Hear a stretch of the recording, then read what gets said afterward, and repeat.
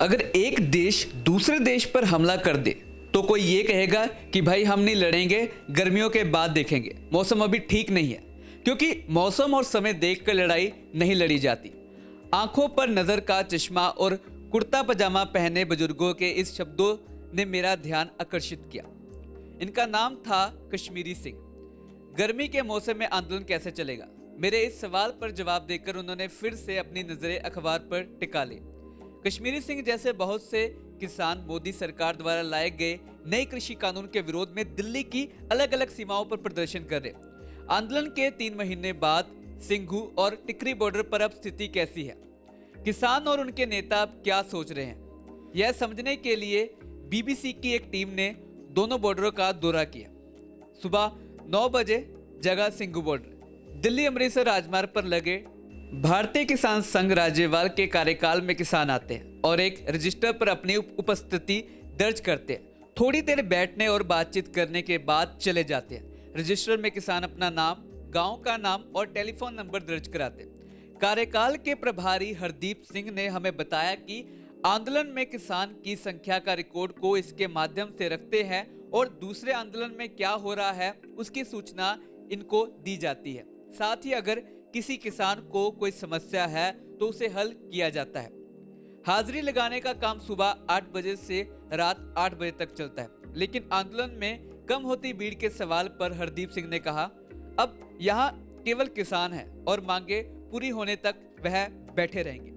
हरदीप का कहना है कि गेहूं की कटाई शुरू होने वाली है, इसलिए कुछ किसान गांव की तरफ जा रहे हैं। लेकिन ट्रैक्टर, ट्रालियां और किसान पहले की तरह यहां आंदोलन में मौजूद है।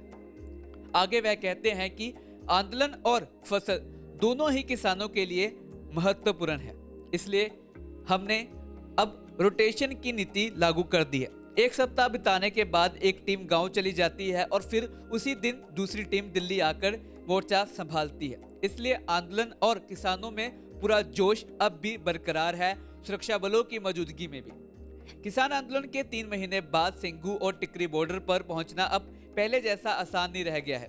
खास तौर पर 26 जनवरी की घटना के बाद इन मोर्चों पर सुरक्षा बलों की मौजूदगी काफी बढ़ चुकी है। हमने देखा है किस प्रकार बैरिकेड लगा दिए गए थे। पुलिस और कहे तो अर्धसैनिक बल विभिन्न स्थानों पर मौजूद है। इन दोनों बॉर्डरों पर बड़े बड़े पत्थर और कटीली तारे पुलिस और कहे तो किसानों को एक दूसरे से अलग करती है। सिंघू को जाने वाले वाहनों को अब गुरु तेग बहादुर स्मारक स्थल को से लगभग 2 किलोमीटर पहले ही पुलिस रोक देती है। हाँ, सिंघू और टिकरी को जाने वाले अन्य छोटे रास्ते आपको आंदोलन स्थल तक पहुंचा देते हैं। गर्मियों की क्या है तैयारी? लगभग 11 बजे के बाद जैसे जैसे सूरज की गर्मी बढ़ने लगती है, जिस टेंट में बैठकर हम किसानों से बात कर रहे थे उसके अंदर का तापमान भी बढ़ना शुरू हो गया। वहां चल रहे कूलर की हवा भी बेअसर होने लगी। गर्मी के मौसम में आंदोलन कैसे जारी रहेगा? मेरे सवाल के जवाब में किसानों का कहना है कि हम बांस और बल्लियों की मदद से तंबू बना रहे हैं, जिस पर घास की छत डाली जाएगी। इससे गर्मी कम लगेगी। इसके अलावा कूलर, पंखे और क्षमता के मुताबिक एयर कंडीशनर भी इसमें फिट कर सकेंगे। कुछ जगह हमने देखी है, कई टेंटों में ऐसी और कूलर फिट कर दिए गए हैं। आगे वह कहते हैं किसान गर्मी में ही फसल पैदा करता है, इसलिए हम इसको सह लेंगे। अब आंदोलन कैसा दिखता है?